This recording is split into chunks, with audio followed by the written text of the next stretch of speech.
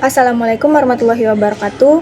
Perkenalkan, nama saya Indah Sadani Simanjuntak dengan NIM 2210200007. Di sini saya akan menjelaskan tentang Pegadaian. Bagaimana Pegadaian itu? Nah, Pegadaian pada mulanya berkembang di negara Eropa, yaitu Italia. Kemudian meluas dan berkembang ke negara-negara Eropa lainnya seperti Inggris, Prancis, dan Belanda. Lalu bagaimana Pegadaian di Indonesia? Nah, Pegadaian di Indonesia itu sudah dikenal sejak zaman penjajahan Belanda, di mana pertama kali dikenalkan pada 20 Agustus 1746,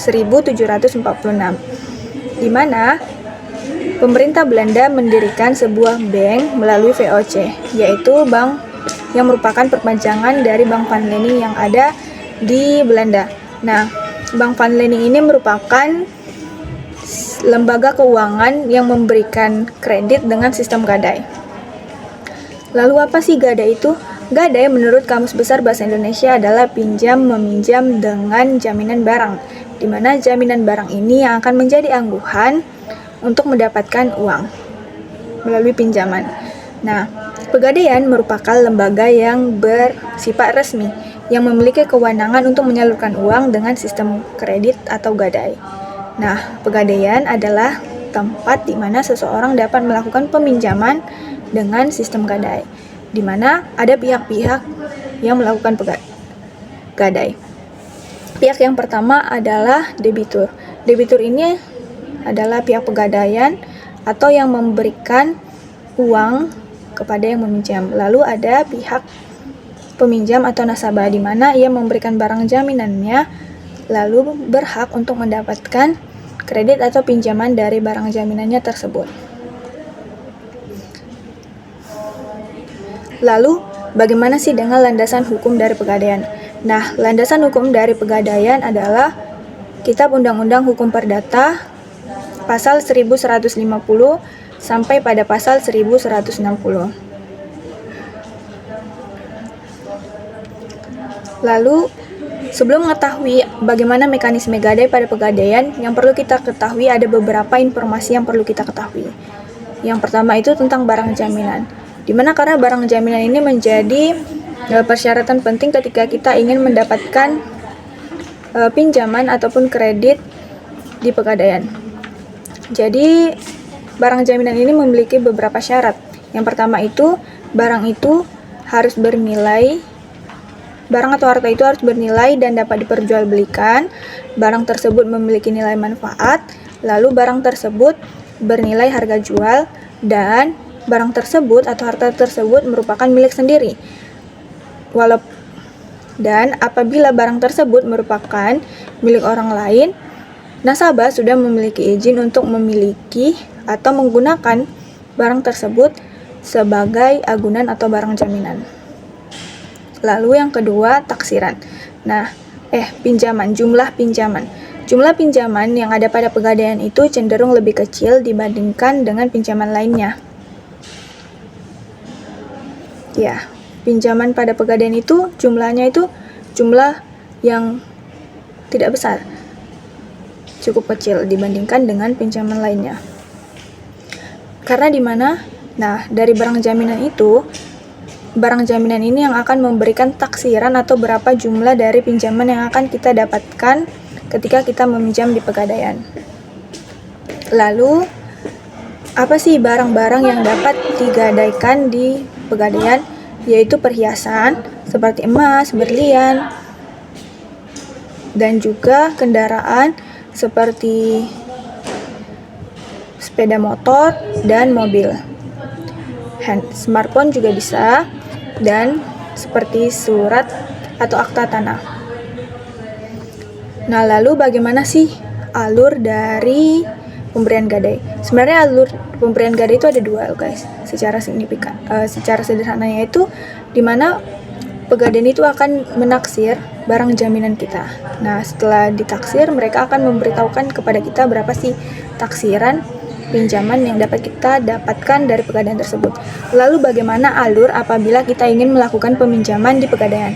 Nah, untuk alurnya yang pertama itu adalah kita harus memiliki barang jaminan.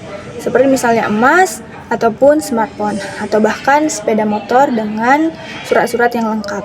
Nah, setelah kita memiliki barang jaminan, kita pergi ke kantor pegadaian. Nah, di sana kita akan bertemu dengan nasabah. Lalu kita memberikan barang jaminan kita, mereka akan menilai harga barang jaminan kita dan mentaksir berapa sih pinjaman yang kita dapatkan. Lalu mereka akan mengatakan kepada kita, pihak pegadaian ini akan mengatakan kepada kita berapa jumlah pinjaman yang dapat kita taksir, batasnya itu pasti mereka mengatakannya. Lalu kita akan melakukan persetujuan. Nah, setelah kita melakukan persetujuan, berapa sih yang harus kita pinjam? Kita akan menandatangani. Setelah penandatanganan itu, kita akan mendapatkan pinjaman atau proses pencairan. Lalu bagaimana sih untuk mengakhiri kontrak dari pegadaian ini setelah kita melakukan peminjaman?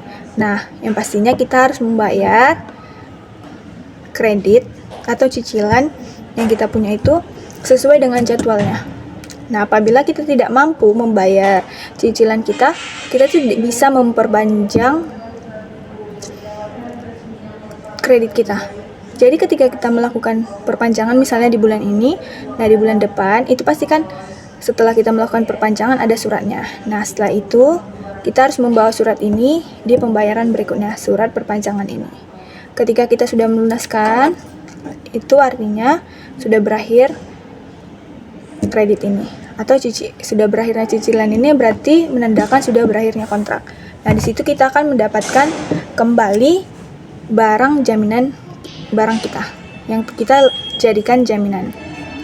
Nah, setelah itu bagaimana sih apabila kita tidak dapat melakukan pelunasan atau pembayaran terhadap cicilan kita? Bagaimana nasib dari barang jaminan kita? Nah, di sini ketika kita sudah tidak bisa melakukan pembayaran, maka pihak pegadaian ini akan memberikan waktu kepada kita. Kurang lebih mungkin ada 2 minggu. Apakah kita mampu membayar atau tidak, nanti mereka akan mengatakan kalau barang kita akan dilelang. Nah, ketika barang kita sudah dilelang, hasilnya itu bagaimana sih? Hasil dari pelelangan itu akan dibayarkan terhadap kredit kita. Nah, setelah juga dengan administrasi lainnya. Untuk hasilnya nanti akan diberitahukan oleh pihak pegadaian juga kepada kita. Mereka akan menghubungi kita dan akan diberikan kepada kita. Namun apabila tidak, maka itu akan diberikan kepada pihak lain. Apabila tadi uang hasil dari pelelangan itu ada sisanya dan kita tidak bisa dihubungi atau nasabah tidak bisa dihubungi, pegadaian itu pasti memberikan waktu ya teman-teman. Jadi setelah sudah tidak bisa dihubungi lagi, sudah melewati waktu yang telah ditentukan, maka hasil lebih dari dana pelelangan itu akan diberikan kepada dana sosial atau menjadi dana sosial dari pegadaian yang akan disalurkan oleh pegadaian. Kira-kira seperti itu. Jadi kalau misalnya kita sudah melakukan pelunasan kan, kita pasti akan melakukan penebusan terhadap barang jaminan kita. Jadi bagaimana sih barang jaminan kita itu? Di mana sih mereka menyimpannya? Nah, barang jaminan itu juga ditempatkan itu sesuai kualifikasi. Misalnya seperti perhiasan atau barang-barang yang kecil itu bisa dilakukan atau ada namanya kantong. Nah, kalau untuk barang-barang yang besar seperti mobil atau sepeda motor itu pasti dilakukan atau ada tempat penyimpanannya, itu gudang. Nah, lalu apa sih kelebihan atau apa kelebihan dari pegadaian apabila kita ingin meminjam di pegadaian ini dibandingkan peminjaman yang lainnya? Nah, kelebihan yang ada di pegadaian ini adalah proses yang cenderung lebih mudah dan cepat dan sederhana juga. Jadi kan prosesnya tuh kayak kita punya barang jaminan, terus datang ke pegadaian, nanti di sana dilakukan penaksiran, lalu dikatakan berapa sih yang dapat kita pinjam dari barang kita tersebut. Setelah itu kita melakukan cicilan.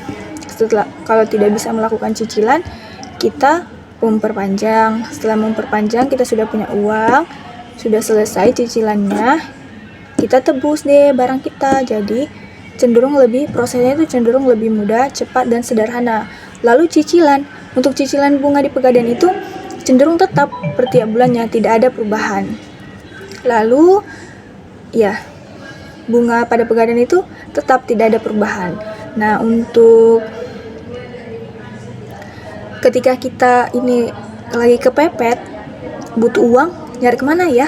Ya, Pegadaian solusinya, karena kan Pegadaian itu memiliki slogan, yaitu mengatasi masalah tanpa masalah. Terus karena dengan jumlah peminjaman di Pegadaian itu cenderung lebih kecil dibandingkan yang lainnya, jadi kita bisa mendapatkannya ketika kita benar-benar kayak kepepet banget gitu. Mungkin cukup sekian yang dapat saya sampaikan tentang Pegadaian. Saya mohon maaf apabila ada kesalahan. Assalamualaikum warahmatullahi wabarakatuh.